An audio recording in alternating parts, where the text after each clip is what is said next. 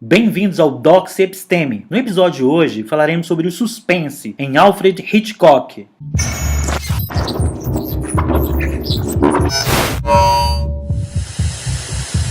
O medo é a dor que sentimos quando antecipamos a presença do mal. Aristóteles. O medo é com certeza o nosso primeiro sentimento. Ao sair da mãe, ser recebido com um tapa no traseiro, com certeza é bastante angustiante. A nossa vida é recheada de angústia. Logo então chega a morte. O que pode ser mais angustiante do que a morte? Aí está, nascemos na angústia, morremos na angústia, entre os dois, o medo quase nunca nos deixa. Como diria Schopenhauer, certas pessoas parecem separadas da angústia apenas pela pobreza da imaginação, como se fossem por demais tolas ou por demais inteligentes para não ter medo. A angústia faz parte da nossa vida, abre-nos para o real, para o futuro e para a instinta possibilidade de tudo. O medo é uma função vital, é uma vantagem seletiva evidente, e não poderíamos viver muito tempo sem ele. O que seria do homem sem angústia? O que seria da arte sem angústia? O pensamento poderia ser possível sem a angústia? Tudo nos ameaça, tudo nos machuca, tudo nos mata. A vida é curta demais para contentar-se com palavras. A angústia é um medo imaginário e necessário, sem objetivo real, sem saída possível. Pensemos em Pascal. Imagine uma grande quantidade de homens que estão acorrentados e todos condenados à morte, sendo que todos os dias um deles é degolado à vista dos outros. Aqueles que restam veem a sua própria condição naquela do seu semelhante e, olhando uns aos outros com dor e sem esperança, esperam a sua vez. Esta imagem é a condição dos homens. Que lição tiramos disso? Entre outras, esta, que a dor e a angústia fazem parte do real, que fazem parte da salvação, que são eternas e verdadeiras, tanto quanto o resto, e que a sabedoria está na aceitação do real, não em sua negação.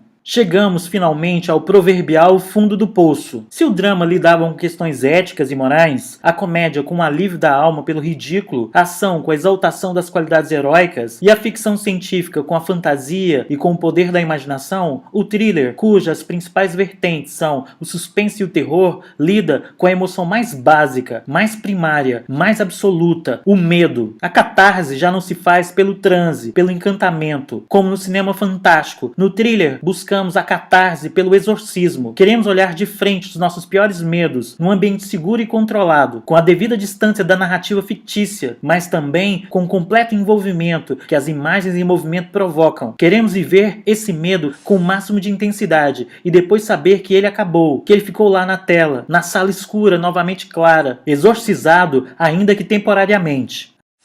Ainda estamos no território da metafísica, da psicanálise, mas trabalhando com materiais muito mais imediatos e profundos, recriando os nossos pesadelos para compreendê-los ou liquidá-los. Coletivamente, o suspense é um modo de lidar com questões perturbadoras do indivíduo, da época e da sociedade. Uma discussão ao longo de mais de 100 anos de cinema sobre o que mais nos desestabiliza e apavora. Falando das provações que acometem os heróis da tragédia, Aristóteles diz que aquilo que nos dá pena ver acontecer com os outros provoca em nós o medo mais profundo, o medo trágico. A questão essencial do medo trágico é, por extensão, do suspense, é o que não suportamos perder de modo algum, o que mais amamos e valorizamos a tal ponto de que a antecipação da sua perda causa em nós o medo absoluto, o medo profundo, o medo trágico. Para que o medo trágico seja de fato catártico e leve ao exorcismo que queremos e de que precisamos, nós temos que nos identificar com o sofredor. Temos que sentir o que ele está sentindo, com igual medo, antecipação e dor. Este é um ponto importante para diferenciar o que é um bom suspense e o que é simplesmente pornografia da dor e da violência. No primeiro caso, os sofrimentos reais ou psicológicos dos protagonistas despertam a nossa simpatia, a nossa revolta, e vemos a nós mesmos na situação. Todos os nossos medos são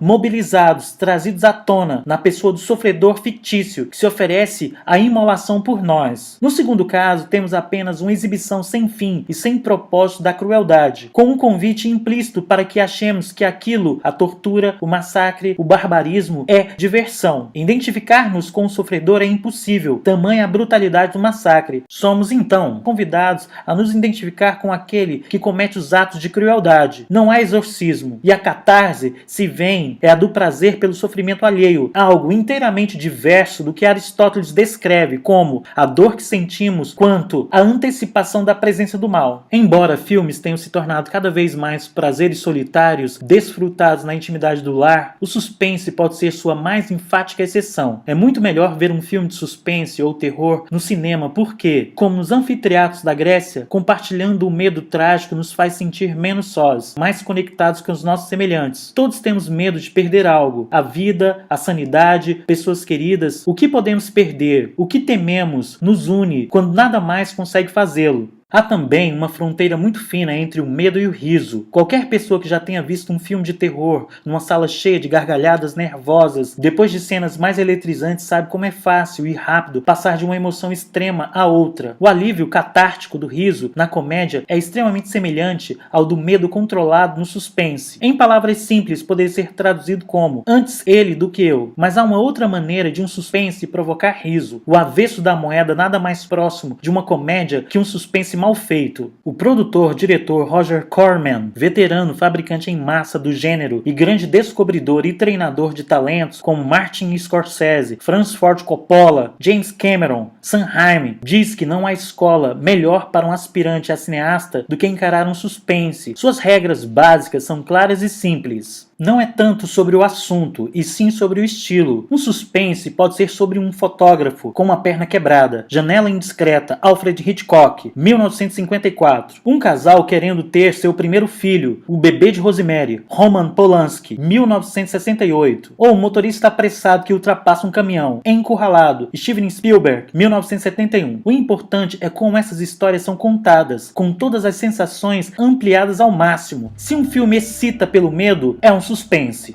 O que não suportaríamos perder? Um suspense acerta em cheio no alvo quando põe a plateia inteira se fazendo essa pergunta, mesmo que em seu subconsciente. Eu aguentaria perder a minha liberdade, meu sentido de visão, meus membros, minha sanidade, minha humanidade, a vida de um ser querido, a minha vida? O herói deve destruir os planos do antagonista. Não basta, como num drama simples de crime, descobrir quem fez o quê. Estamos lidando com algo além de um antagonista. Estamos diante da presença do mal, cuja antecipação nos dói. Há que o deter. O clímax deve sempre trazer a vitória do herói, pelo mesmo motivo que não se pode deixar a plateia na garra de uma possível vitória do mal. Como no filme de ação, o final não precisa ser feliz. O sacrifício do herói é até esperado, faz parte da catarse, mas tem que ser moralmente satisfatório. Protagonistas e plateias não podem saber as mesmas coisas ao mesmo tempo. Ou eles sabem algo que nós não sabemos, deixando-nos na doce agonia de deduzir, ou nós sabemos algo que eles não sabem, e só nos resta ter medo em dobro, na deliciosa e fatal serenidade da impotência. A alternativa que também funciona é ninguém saber nada, só o diretor e o roteirista. Um suspense é como uma caixa de Pandora. Como fazer um suspense, segundo Hitchcock? Faça o público sofrer o máximo possível. Não há horror num tiro ou num golpe, mas na antecipação de um tiro ou de um golpe. Quanto mais bem sucedido é o vilão, mais bem sucedido é o filme. As loiras são as melhores vítimas.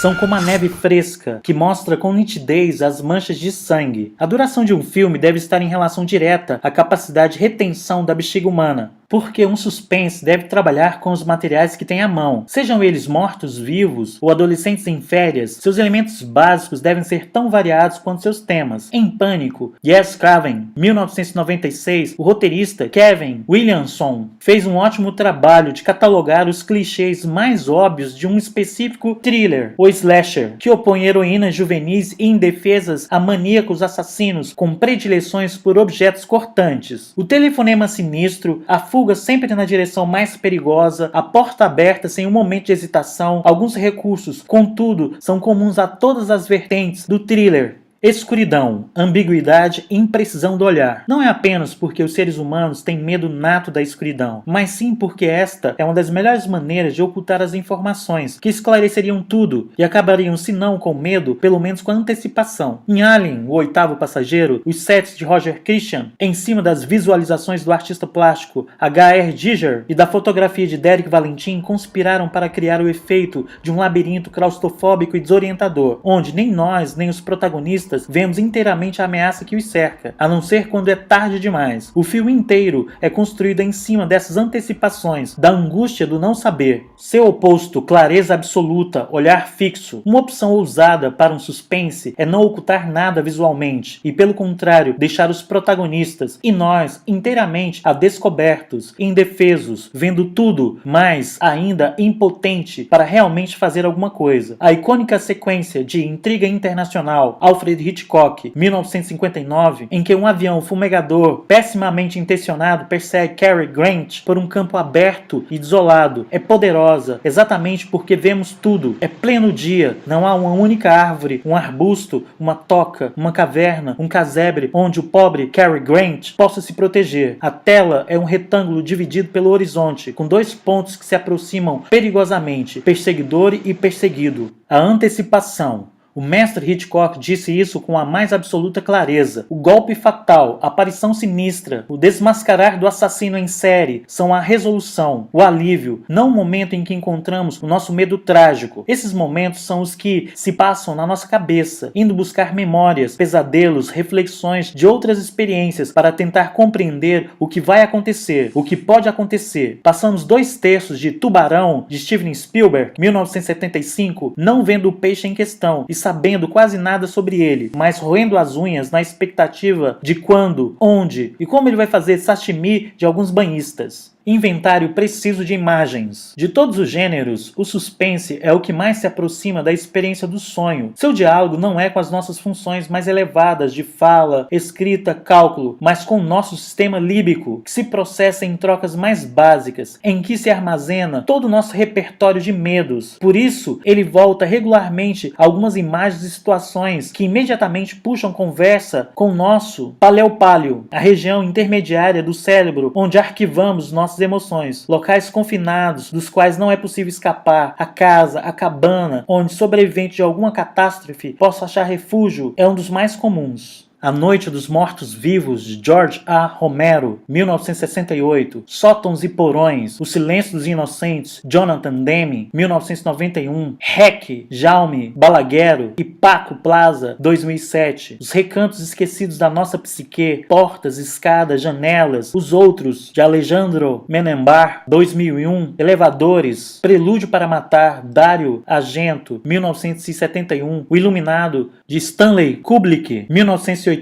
significando portais, transições entre mundos, chaves, interlúdio, Alfred Hitchcock, 1946, As Caixas, Os Sete Crimes Capitais, David Finch, 1995. E para terminar, eu gostaria de citar o grande mestre Raul Seixas. Conserve seu medo, mantenha ele aceso. Se você não teme, se você não ama, vai acabar cedo. Esteja atento ao rumo da história, mantenha em segredo, mas mantenha viva a sua paranoia. Conserve seu medo, mas sempre ficando sem medo de nada, porque desta vida, de qualquer maneira, não se leva nada. Ande para frente, olhando para os lados. Conserve seu medo, mas sempre ficando sem medo de nada. Caso você tenha gostado do vídeo, assine o canal, dê um like e compartilhe com os amigos. Forte abraço e vitória sempre! Conserve seu medo.